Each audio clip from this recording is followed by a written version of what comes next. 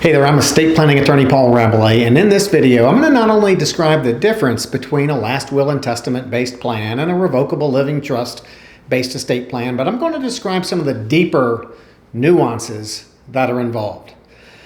So there's quite a bit written and said about wills versus trusts. On the surface, the description goes something like this. You can either have a will-based estate plan or a trust-based estate plan. If you have a will-based estate plan, which includes your will, powers of attorney, certain healthcare documents, you leave all of your assets in your name.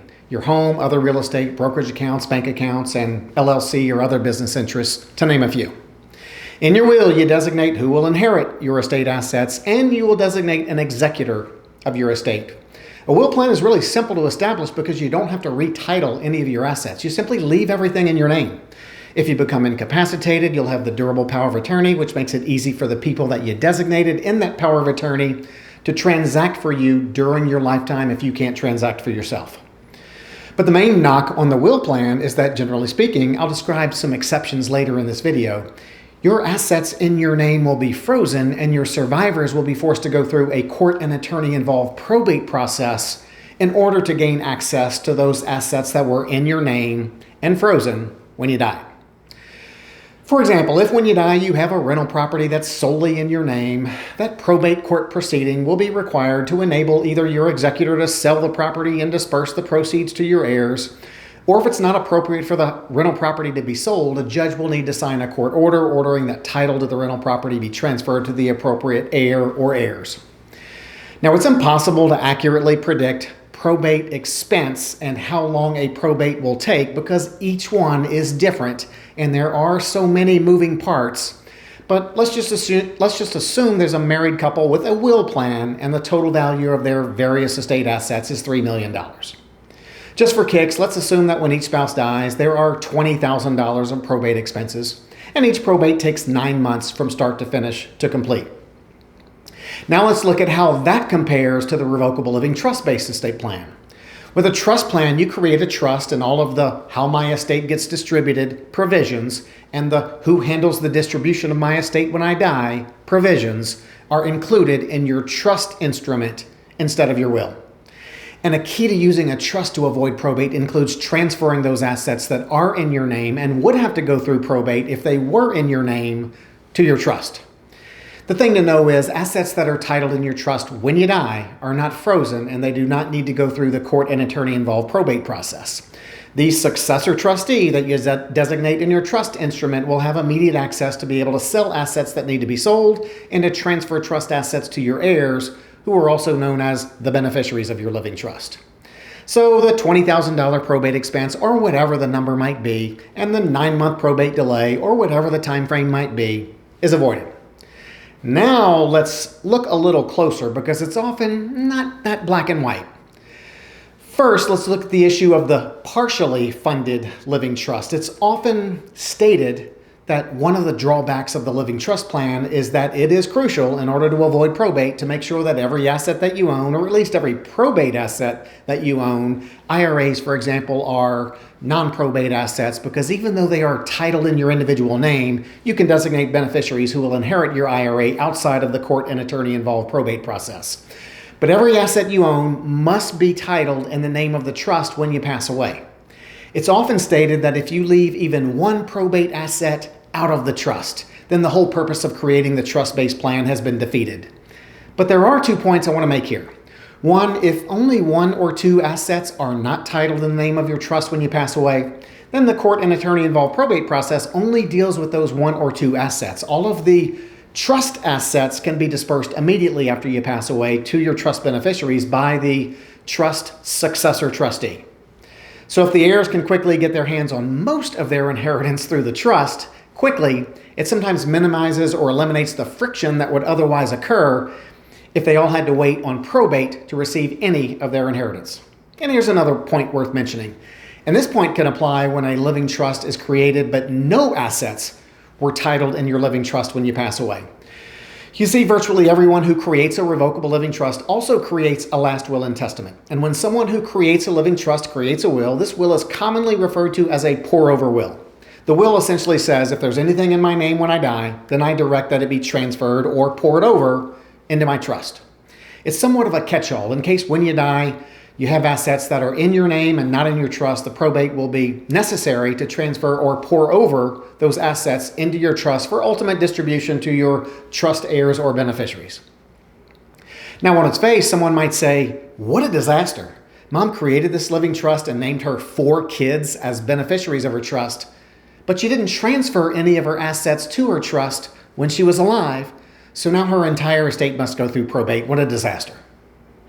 And let's say those relationships among the 4 children are less than perfect. So here's the deal. On Mom's will, she designated one of her children, the responsible one, as the executor of her will. And in her living trust, she designated that same child as the successor trustee to handle trust matters when she dies. And the probate, which is often complicated by the fact that several people are involved in a court proceeding about sharing money, that probate, when Mom had this unfunded living trust, she had a will leaving assets to her trust and nothing was in her trust when she died. This procedure is handled from start to finish with the involvement of one person and one person only. That person who was named both as the executor of the will and the successor trustee of the living trust. Because the only participants in a probate are the executor named in the will and the people, entities, or trusts that are the recipients of the bequests in the will. And since the only recipient named in the pour-over will is Mom's living trust, because it's a pour-over will, then that successor trustee of the trust, again the same person as the executor of the will, is the only party to this court proceeding. Now you have a probate proceeding that is at least doable and manageable. And then once the one-party probate is complete and Mom's assets have been transferred from her probate estate to her living trust pursuant to the pour-over will, it'll be simpler for that successor trustee to distribute the trust assets appropriately to the 4 children because judges, lawyers, and courts won't be required to be involved in the trust settlement like they would be involved when an executor is attempting to administer a probate estate using the probate court procedural rules. And here's a final point worth noting. While my national estate planning law firm, America's Estate Planning Lawyers, APL for short, helps people and couples around the country get and keep their estate legal affairs in order, our sweet spot or our bread and butter consists of helping people of estates with a value of around $2 million to $10 million, although I've helped many with less or more than that sweet spot range. Some estates that don't have a wide range of assets are sometimes set up to avoid probate naturally without the existence of a living trust. For example, if Dad has 3 responsible adult kids and all Dad owns is his home, his IRA, his bank account, and a vehicle, Dad may be able to naturally avoid probate through the use of beneficiary designations, payable on death, POD designations on his bank account, and if his state permits it, transfer on death or TOD designations on his home, brokerage account, and vehicle. Now, in this circumstance, estate lawyers would typically say that Dad should transfer those assets during his lifetime to his living trust instead of relying on TOD and POD designations for several reasons.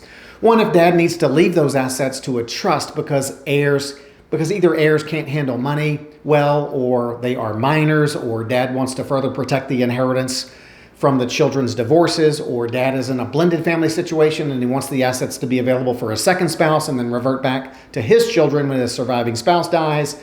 Dad will need a trust for all that. Or second, some argue that if Dad becomes incapacitated, it's easier for the successor trustee to handle Dad's trust assets during his incapacity, although Dad will have a durable power of attorney that enables others to deal with assets that are in his name. So the TOD and POD stuff isn't always a perfect answer, but it needs to be mentioned in this video because a whole lot of people are in reality using TOD and PO designations to pass financial, property, and other assets along to their survivors outside of probate. So if I'm going to summarize, the quick reaction to wills versus trusts is that wills require probate and trusts do not. If you dig a little deeper, you'll realize that the unfunded living trust requires probate, And if you dig even deeper, you'll realize that the unfunded living trust with the one-party probate can make the estate settlement simpler than a probate that involves multiple parties.